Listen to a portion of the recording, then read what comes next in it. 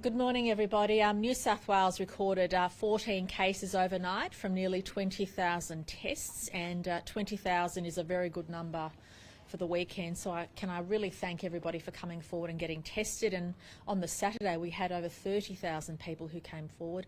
This is exactly what we need to do to stay on top of the virus.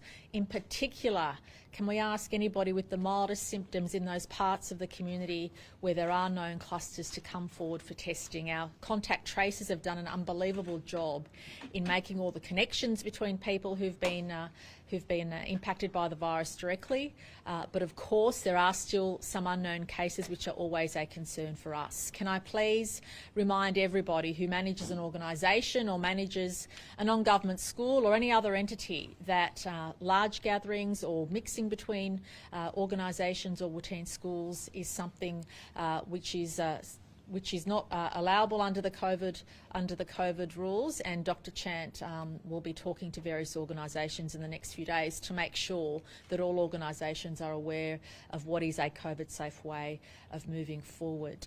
Can I also acknowledge, in addition to all the health workers and all the contact tracers who are working incredibly hard at the moment, all of our emergency services who are dealing with the torrential rain and the winds that we've experienced. I want to thank Commissioner York and her team from the SES for the work they've done. Since Friday evening, they've received over 1,600 call-outs in New South Wales, half of which are from the South Coast.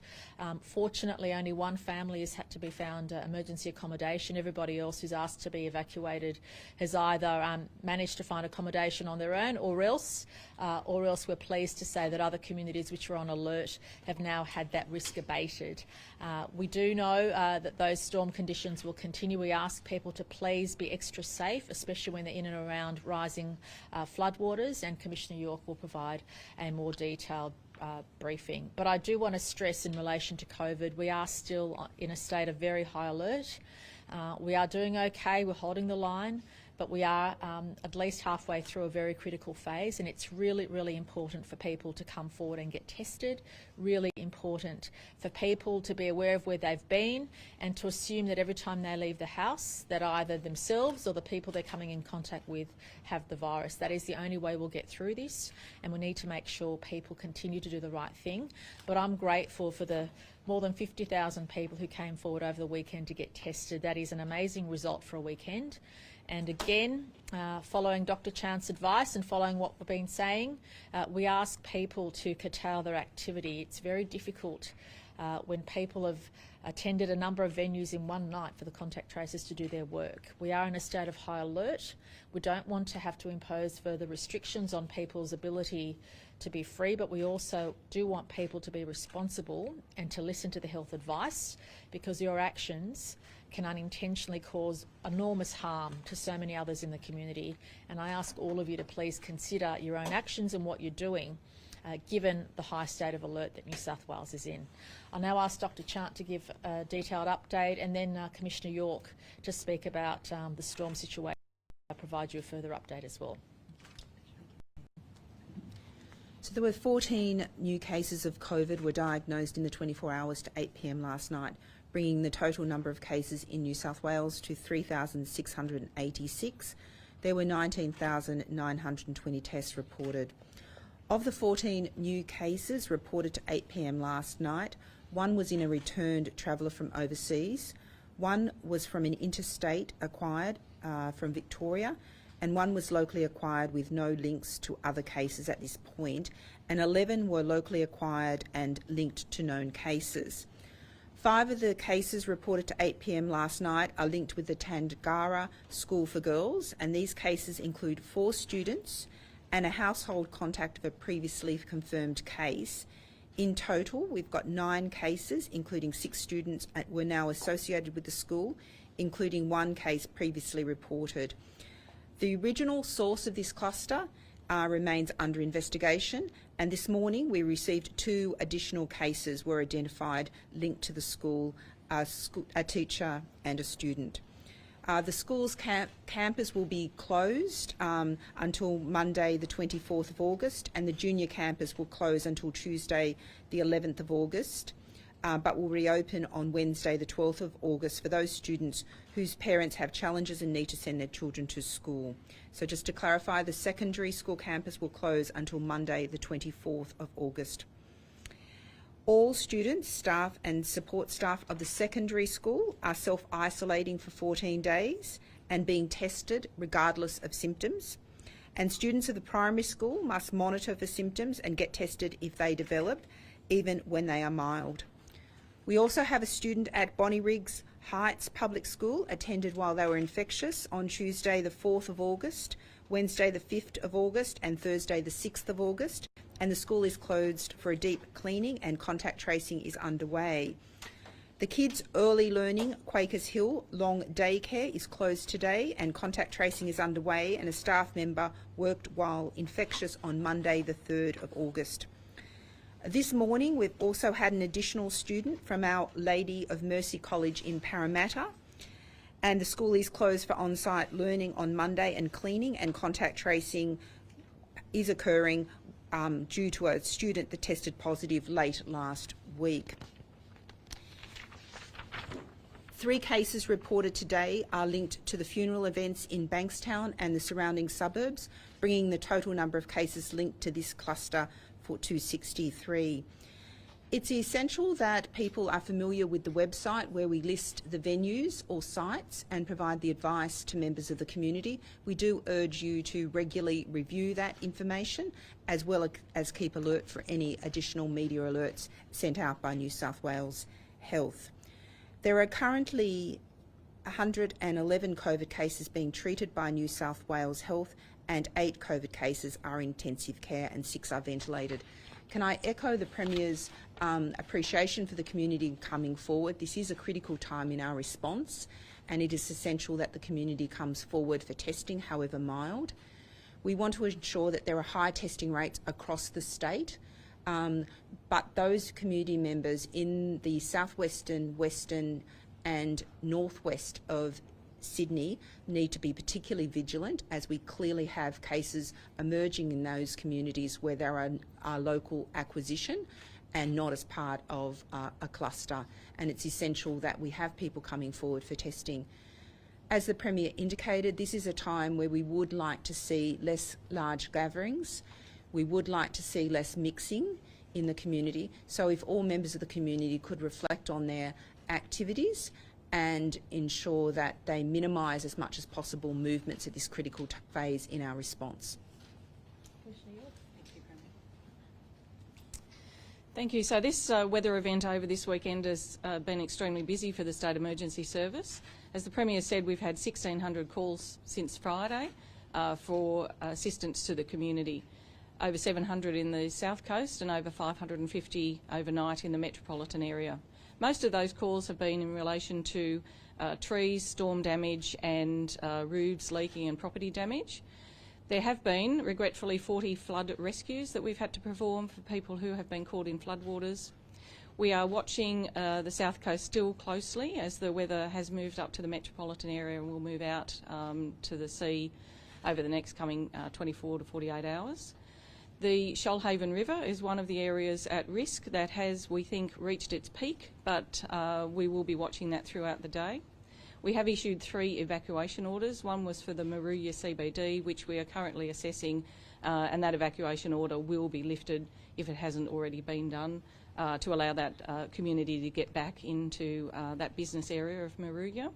And I thank that community for assisting us in preparing for that storm damage that we had forecast and flood event. At Broughton Vale, there have been 23 homes that are still isolated.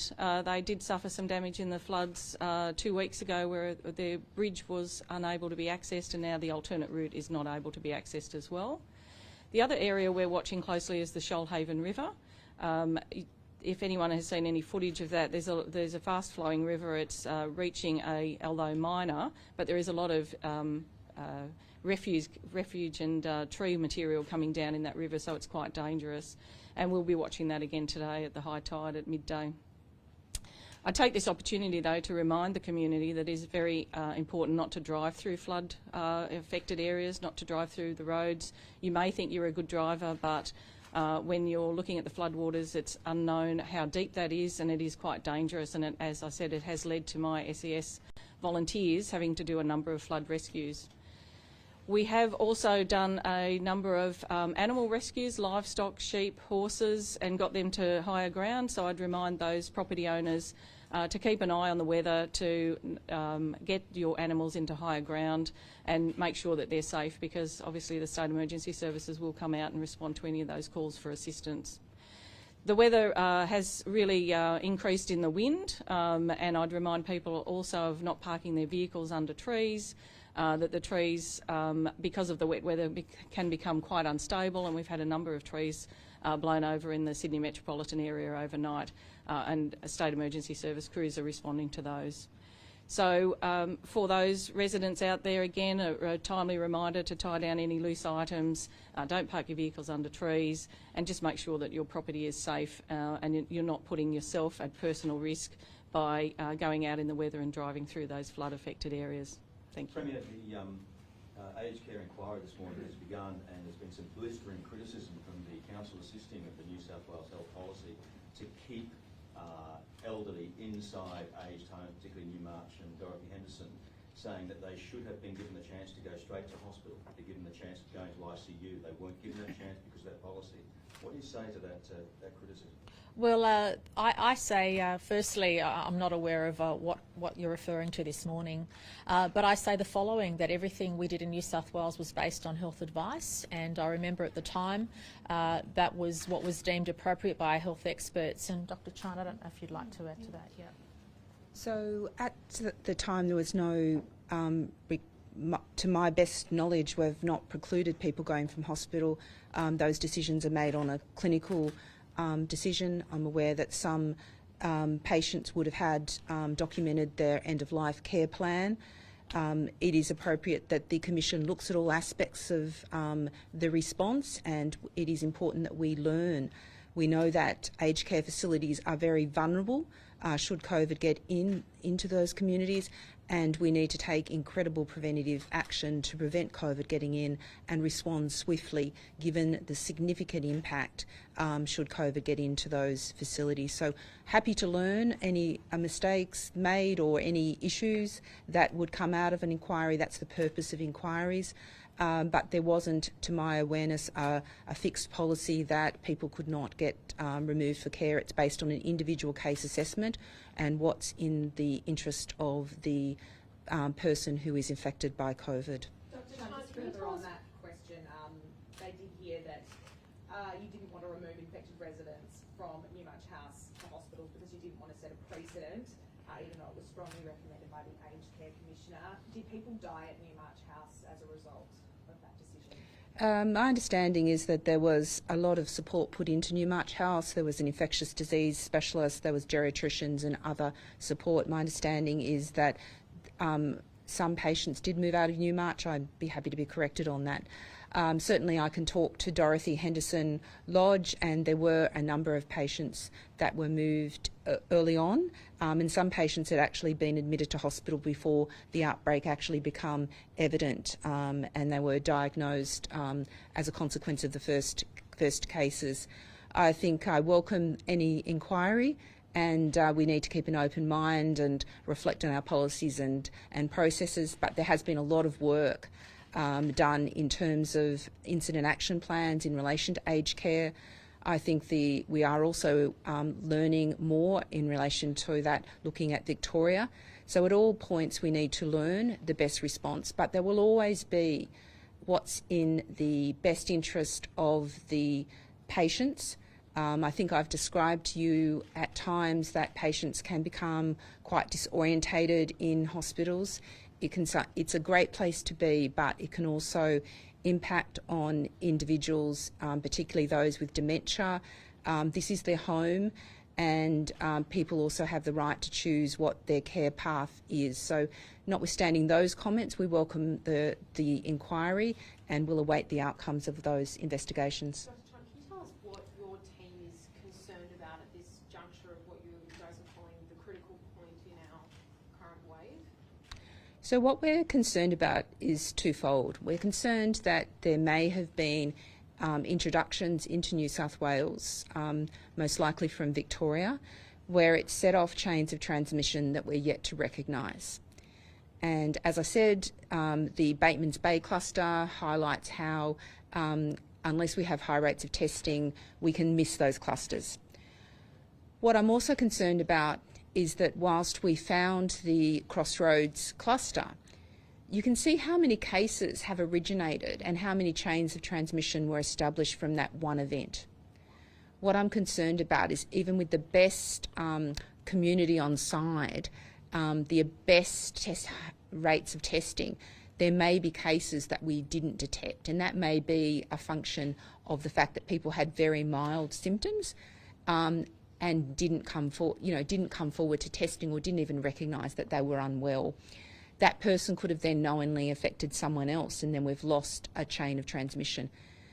That's why we need to have the community acting in a way that helps us, and those simple actions of staying 1.5 metres away from your colleagues or at workplaces, staying 1.5 metres away when you're out and about, wearing masks when you're in places where you can't socially distance, ensuring that you use those great hand hygiene, and getting tested and not going to work when you're sick. Those 4 simple things, as well as the additional things that we've described, which is consider how big your gatherings need to be, consider how many venues you need to go to. This means that if we have not recognised a case and missed a chain of transmission, and that's not through any fault or mistake on our part, this is a very challenging virus to track down because it can be mild in so many. So if we have an undetected case, it means that if you have acted in that way, you are less likely to have infected multiple people and the chain of transmission. So that's why it's got to be a partnership. It's got to be a partnership with the community, health, other government agencies and business to actually try and moderate our settings at the moment so that we ensure we bring this any transmission under control.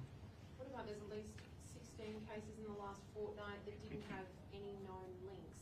At what point does that start getting worrisome? I think that I've reflected my concern at every press conference that we've had over recent weeks. We are in a critical juncture.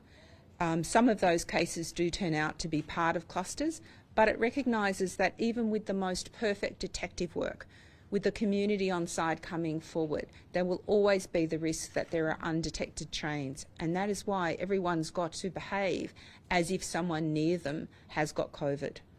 Is there any indication after having this, dealing with this virus for 7 months now, of the way it behaves? It seems we've got to Tyrock and we've seen 100+ cases. It gets the CYC and nothing, it stops. It gets to Jambo, one, it stops.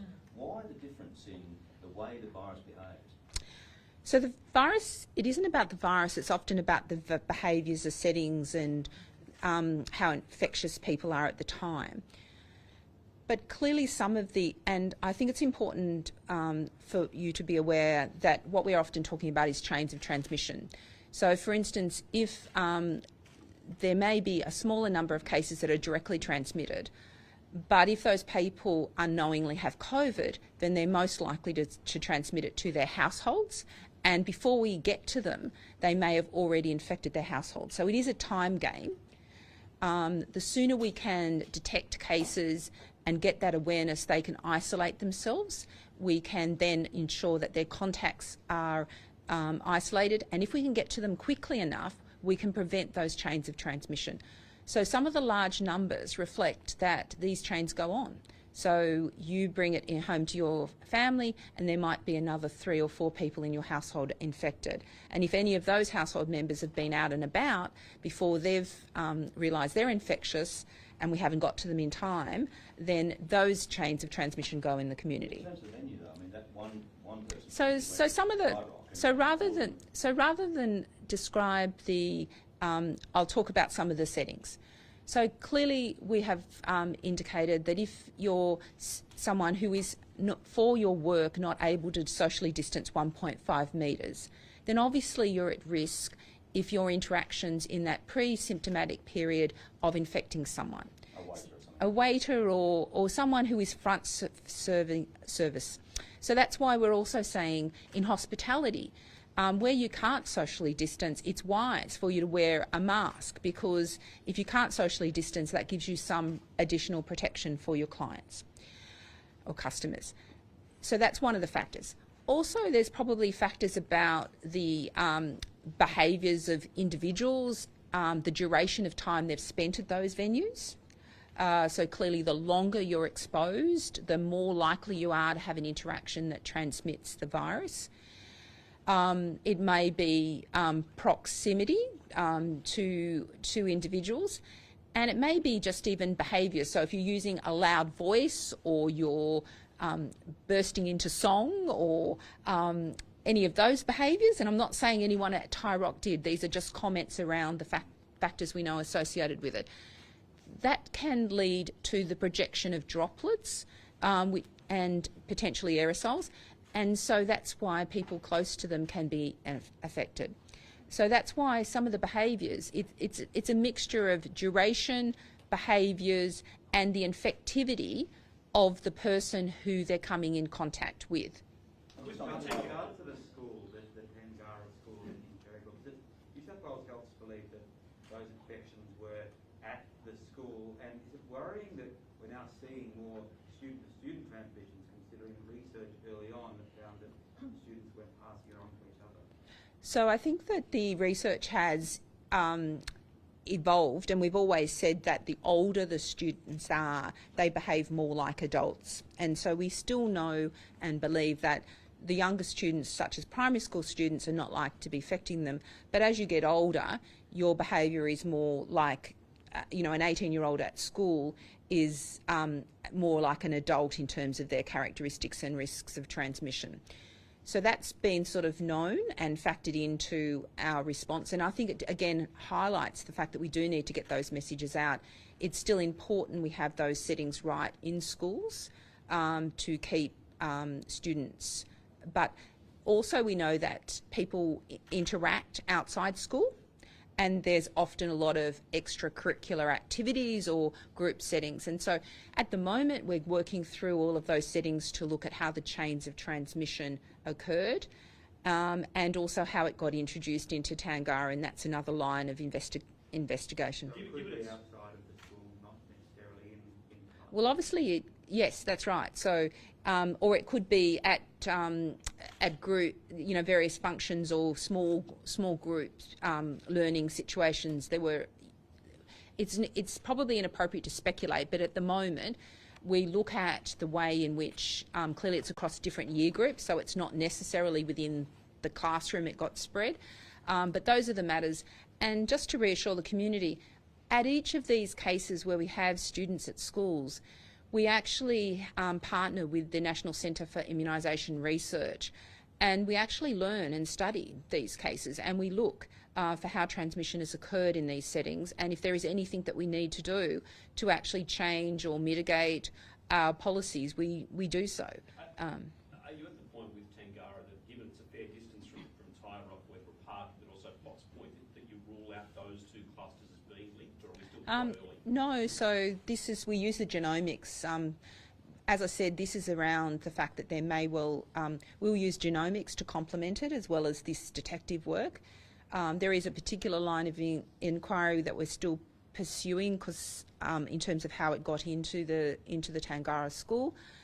And we will use genomics and other investigative tools to uncover what we think. But at the moment, our focus, whilst trying to find out unrecognised chains of transmission, we are similarly just very, acknowledging the support of the school community in adhering to self-isolation, presenting for the testing.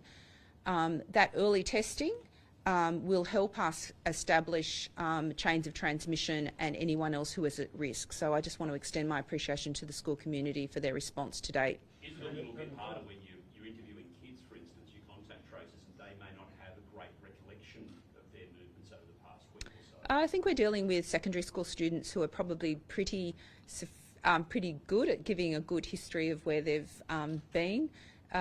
So I think that doesn't raise concerns for me. I think we're getting very accurate histories, and I again want to thank the community. One of the reasons that we have had such a strong response is because the community has come forward for testing, and I just wanted to touch on that it's really important. I think New South Wales Health has been very open with all of the information as quickly as possible in terms of where people have gone.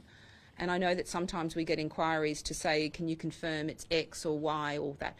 We will give you that information if it's relevant, but also we do not want any deterrence for people getting tested if they think that that will disclose or release their privacy. It's not in the public health interest to in any way dissuade people coming forward.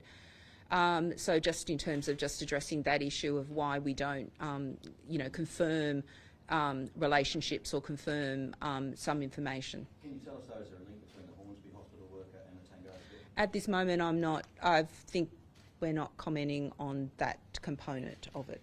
Why not? Well, we believe that the emergency department physician acquired the infection not related to their work environment. That's what we're staying at the moment. The patients in the Hornsby Hospital as a result of that case? That doctor wore personal protective equipment when they were undertaking all patient interactions.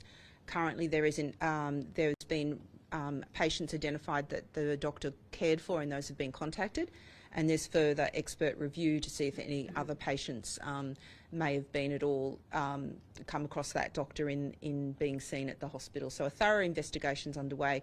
Patients have been contacted, and I think it would be a low-risk setting given that the doctor wore personal protective equipment, but obviously because it is a health setting, we take a very precautionary approach. Premier, just on another issue, have you made inquiries as to whether your Chief of Staff or former Chief of Staff, as it may be, did approve the two secondments in the Treasurer's office? I can confirm those arrangements were made directly between the Treasurer's office and iCare. Was they required, though, under the government policy, the Minister's handbook, to have that signed off by your Chief of Staff? Oh, look, I don't know the detail of what was required at that stage, but I can confirm those arrangements were made directly between the Treasurer's office and iCare. Is that appropriate, Premier, given that it was in the ministerial handbook for your Chief of Staff to sign off on it? Well, that's why the Head of Treasury has been asked to do a full audit of what's occurred, as well as former Justice McDougall, who's undertaking the statutory review of iCare.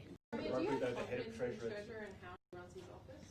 Oh, look, firstly, can I say I do have confidence in the Treasurer. He's an extremely good Treasurer. In relation to what occurred in his office, that's why we've asked both the Treasury Secretary to undertake an audit, but also Justice McDougall will be taking, obviously, the opportunity through the statutory review to look at all these issues. Appropriate, though, to have the Treasurer Secretary... Sorry, that's okay. Is that, from looking at it from the outside, doesn't it seem a little off to have the Treasury Secretary do an audit of the Treasurer's office? Shouldn't there be perhaps an external secretary, another department brought in? Well, that's why Justice McDougall is doing the statutory review of all those arrangements. That review has been brought forward, and obviously he will be given full scope to look at all these issues. Do you have any similar arrangements in your office? Not that I know of, no. Premier, you just accused the Treasurer's office of breaching the rules with regards to employment arrangements because your Chief of Staff did not sign off on it. Are you confident that he will remain as Treasurer, or should he stand aside as latest? Please be careful in the words you use. What I said was those arrangements were made directly between the Treasurer's office and iCare. And as to how appropriate or otherwise they were, obviously those full requirements weren't taken, which is why the Chief of Staff of that office's resignation was accepted. And clearly there needs to be an audit as to what existing arrangements there are and what's occurred, and the Treasury Secretary is undertaking that. But also a broader review of all the statutory arrangements regarding iCare being conducted by Justice McDougall as is appropriate. That review has been brought forward, and if Justice McDougall needs to increase the scope or look at any other issues, he will be free to do so. Premier, the other house will be recalled to sit this month to keep asking questions about the troubled iCare. Do you think that's necessary? Look, that's a matter for the opposition. I note initially they'd written to me saying we don't want Parliament to sit during the pandemic, and now they're saying sit extra. So that's a matter for them. What we need to do in New South Wales is focus on keeping the community safe, and that's where my focus remains. Would you like to get to the bottom of the iCare stuff? Oh, absolutely, and that's why there's already Justice McDougall undertaking his review. The Treasury Secretary will provide information on the audit, and if there's anything further we need to do, of course we will. Premier, part of what Labor is seeking to do is recall the house to look at all of the documentation around this. Would you be comfortable for any correspondence between the Treasurer's Office, Treasury, your office and the Department of Premier and Cabinet to be released as part of this process regarding these secondment arrangements? I don't know how clear I need to be when I say that these arrangements were done directly between the Treasurer's Office and iCare. Coming just back to the Royal Commission into Aged Care and New South Wales Health, they've heard that New South Wales Health did not move those patients to hospital due to not wanting to set a precedent. How, even though it's strongly recommended, how is that acceptable? Oh, look, I'm just taking the words you've used, but Dr. Chant already stated this morning that some patients were moved, and it also we refer it to the health advice, and of course we'll take any recommendations on board. But please know that end-of-life care are very sensitive issues. You have to respect the wishes of the family and the patients, and also undertake what is best for each family at that time. And if there's anything further our health experts need to take on board, well, they will. But I don't think I can add to what Dr. Chant said. She and her team are the experts, and they've been dealing with geriatrician, and obviously the infectious diseases experts to do what they can. We've had numerous learnings from dealing with those tragic circumstances in New South Wales, and as we know during the pandemic, it's really important that every day is a new learning. Every day we take on board advice, we take on board what's occurred not just in New South Wales but in other states, learn from them and then to apply them moving forward. But this is why it is so important for us to keep coming forward and getting tested. We don't want to be in a situation where this horrible disease gets a hold in a very vulnerable community like an aged care home, and that's why it's really important for all of us to get tested. Whether we're a family member or a staff member, none of us want to unwittingly bring that disease into an aged care setting, because we know once it gets in there it's very difficult to contain, and obviously the population in those homes are extremely vulnerable. So the best thing we can do is prevention, but clearly if there are lessons to be learned, New South Wales is always happy to learn them. But please note that our health team in New South Wales, working with the federal authorities, had a multi-pronged response, and in fact if you look back at during those dark days, the health advice was predicated very much on that multi-pronged response. It wasn't a one-size-fits-all. Different family members and different patients or people in those homes had different arrangements according to their needs and according to their areas of concern. Last question, just on a very different matter. The contract for the tender for the Region 7 bus services went out about an hour ago. Region 7 takes in a large chunk of your electorate. You're a very well-known bus user. Will you be keeping a very close eye on this process to ensure that obviously people in your electorate, the services are not diminished when that contract is finally? Well, the region that's currently being issued for tender, I understand, is one of the last in New South Wales. Private buses have been running, or private services operators have been running school buses in the regions for decades. Similarly in Greater Sydney, in the inner west and other places. In fact, what we've seen after the event is that services improve. There are more jobs created because the government's able to ensure better customer service. So there are a lot of positives out of this process as well, and I'm looking forward to that. Doctors saying today that they don't, 40% are saying, sorry, 1 in 5 saying that they don't have enough masks and they're bringing their own PPE to work. What's your response to that? Firstly, can I say New South Wales is well prepared for all of our PPE requirements. In fact, at the beginning of the pandemic, we had a special team just simply focused on, led by police and obviously with health input and also with private sector business leaders, to make sure New South Wales acquired that additional PPE, which we have, and I'll ask Dr. Chant to comment on that as well. So clearly we have adequate supplies of PPE. We actually have a large stock holding for health. We have over 80, I think it's 88 million surgical masks. We have many millions of P2 masks, visors.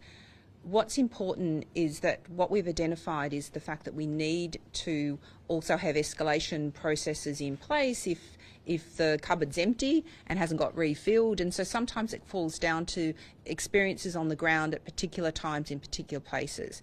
We have worked with our districts to have a designated escalation pathway so that anyone who's raising concerns, but there is adequate PPE. We have strong training programs, and we have taken the protection of our healthcare workers with the utmost seriousness, which is our responsibility as employers of health workers across the state.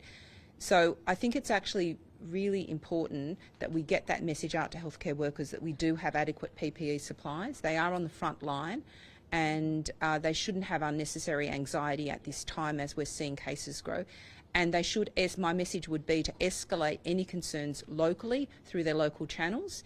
If there, for instance, is a shortage of a particular product in a particular place, but we have adequate supplies. Premier, can I just ask about the Queensland border?